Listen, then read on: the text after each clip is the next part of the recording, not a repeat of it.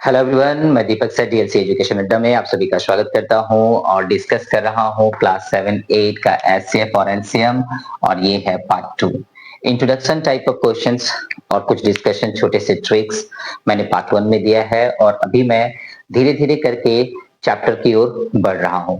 तो आप देख सकते हैं क्लास 7 और 8 का ये है एक छोटा सा दो सम्स है, छोटा सा दिख रहा है आपको, लेकिन एग्जाम में यही क्वेश्चन आता है और वहीं पे बच्चे क्लास 7 और 8 में इसको सॉल्व करके मार्क्स नहीं उठा पाते हैं।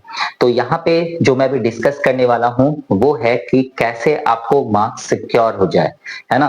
तो चलिए हम छोटे छोटे स्टेप्स के बारे में बात करेंगे और एक एक करके पॉइंट भी डिस्कस करते हुए चलेंगे जहां से आपको एग्जाम में पूरा का पूरा मार्क्स मिल जाए। चलिए, तो क्लास 7 और 8 यदि आप हैं और अभी आप देख रहे हैं तो चलिए देखते हैं फर्स्ट टर्म क्या है। फर्स्ट टर्म इसमें लिखा हुआ है एक्स स्क्वायर वाई जेड। ठीक है, तो करना क्या है, एचसीएफ और एलसीएम निकालना है। तो एक्स स्क्वायर का मतलब होता है X into X, Y into Z. तो ये हो गया फैक्टर। एक्स का पावर 2 है तो आप इसे दो बार मल्टीप्लाई लिखेंगे। वाई का पावर कुछ नहीं है मतलब एक है, तो आप एक बार लिखेंगे मल्टीप्लाई में। जेड का पावर कुछ नहीं है मतलब आप पावर एक लिखेंगे, एक बार मल्टीप्लाई है। तो सेकेंड टर्म की ओर यदि बढ़े, सेकेंड टर्म, तो हमारा सेकेंड टर्म कह रहा है एक्स वाई स्क्वायर जेड। क्या कह रहा है, एक्स का पावर कुछ नहीं है तो वन है, कुछ नहीं है पावर तो वन है। एक बार है तो एक बार ही मल्टीप्लाई लिखना है। वाई का पावर 2 है तो आप इसे दो बार मल्टीप्लाई लिखेंगे। जेड का पावर 1 है तो आप इसे जेड लिखेंगे। अब आगे बारी आपकी थर्ड टर्म। तो थर्ड टर्म में आप लिखने वाले हैं X Y Z square. X एक बार है, वाई एक बार है, जबकि जेड दो बार है। अब इतना करने के बाद अब है ट्रिक की बारी। ट्रिक क्या कहता है सो समझते हैं। सबसे पहले हम बात करेंगे एचसीएफ लिखने का ट्रिक। एचसीएफ का मतलब होता है मिनिमम पावर कॉमन होता है। एचसीएफ का मतलब मिनिमम पावर कॉमन होता है। पहले तो कॉमन होना चाहिए और उसके बाद मिनिमम पावर कॉमन होना चाहिए। जैसे ध्यान लगाइए, यहाँ पे देखिए एक्स का पावर 2, एक्स का पावर 1 और एक्स का पावर 1। तो x का पावर 2 और x का पावर 1 में मिनिमम कौन सा है, x का पावर 1 है तो आप x का पावर 1 लिखेंगे। ओके, y का पावर 1, y का पावर 2 और y का पावर 1। तो y का पावर कम कितना है, 2 और 1, इसमें से कम कौन सा है, तो इसमें से कम है y का पावर 1। अब चलिए बारी है z का। तो z का पावर 1, z का पावर 1 और z का पावर 2। तो फिर 2 और 1 में कम कौन सा है, तो 1 है, तो आप z का पावर 1 ही लिखेंगे। यानी कि आप x y z बहुत इजी से आपने एचसीएफ निकाल लिया। एचसीएफ का मतलब हाईएस्ट कॉमन फैक्टर।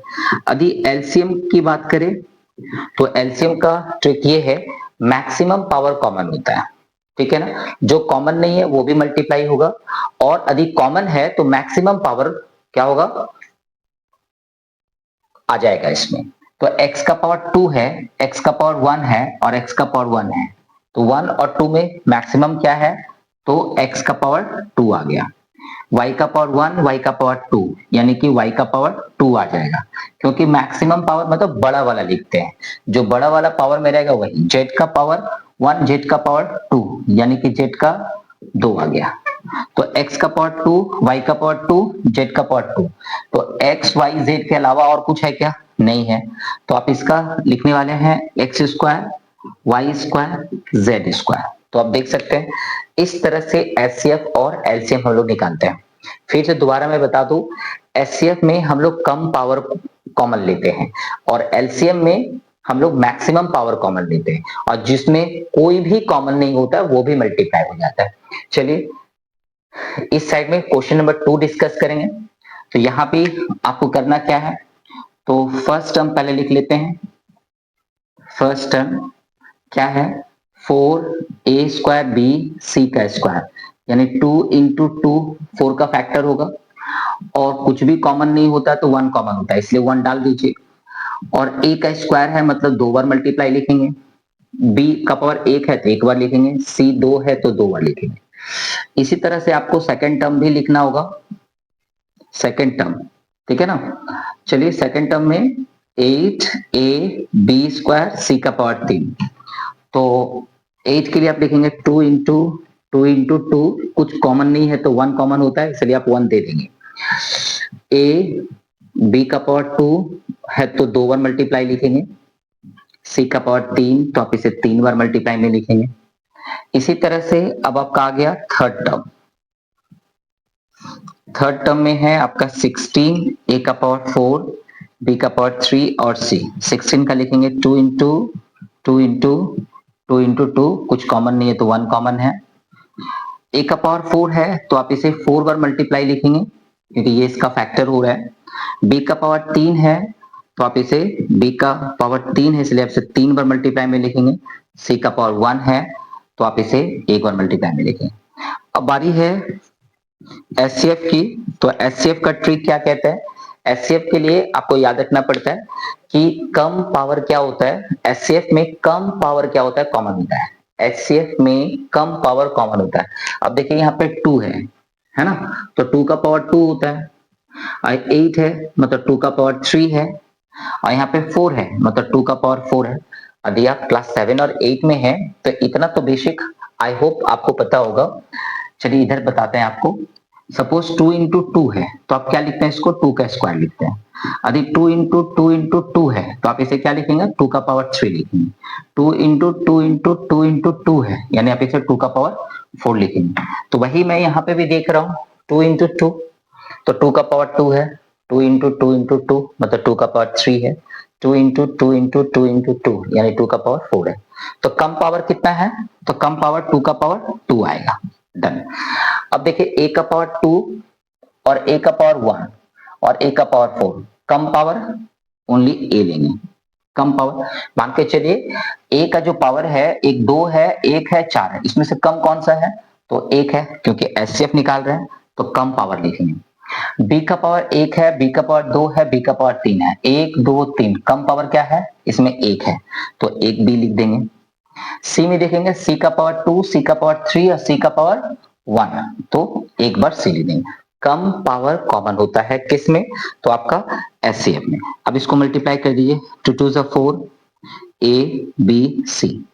अब आपको यदि एलसीएम लिखना है तो एलसीएम में हम लोग क्या बोलते हैं, मैक्सिमम पावर कॉमन होता है। मैक्सिमम पावर तो 2 का पावर यहाँ पे 2 दिख रहा है, 2 का पावर 3 दिख रहा है, 2 का पावर 4 दिख रहा है, यानी 2 का पावर 4 यानी आपको 2 का पावर 4 बार आपको लिखना होगा।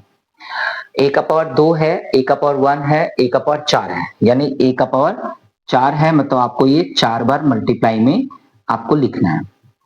बी का पावर 1, बी का पावर 2, बी का पावर 3, यानी बी का पावर 3 है तो 3 टाइम्स आप इसको लिख देंगे। उसके बाद है सी का पावर 2, सी का पावर 3, सी का पावर 1, यानी कि मैक्सिमम पावर सी का पावर 3 है, ठीक है ना, तो आप 3 बार मल्टीप्लाई में लिख देंगे। तो 2 को यदि 4 टाइम्स मल्टीप्लाई करेंगे तो 16 आने वाला है। मैक्सिमम पावर ए का 4, बी का 3 और सी का भी 3। तो इस तरह से आप इजीली निकाल पाते हैं एचसीएफ और एलसीएम, ठीक है। पहले तो न्यूमेरिकल नंबर तक हम लोग पहुंच चुके हैं, ये पार्ट 2 था जहां पे मैंने कुछ प्रॉब्लम आपके लिए सॉल्व किए। अब करना क्या है कि हम लोग को धीरे धीरे चैप्टर के अंदर से कुछ एडवांस प्रॉब्लम को निकालना है और वहां से फिर सॉल्व करना है, ठीक है। तो ये पार्ट 1 और पार्ट 2 जो है वो केवल इंट्रोडक्शन टाइप ऑफ क्वेश्चन था जो आपने भी देखा। उसमें भी मैंने कई सारे स्टेप्स आपको तोड़ तोड़ के दिखाए। ट्रिक्स के लिए आपको याद रखना है कि यदि आप एलसीएम ले रहे हैं तो मैक्सिमम पावर कॉमन होगा और जो कॉमन नहीं है वो भी आएगा।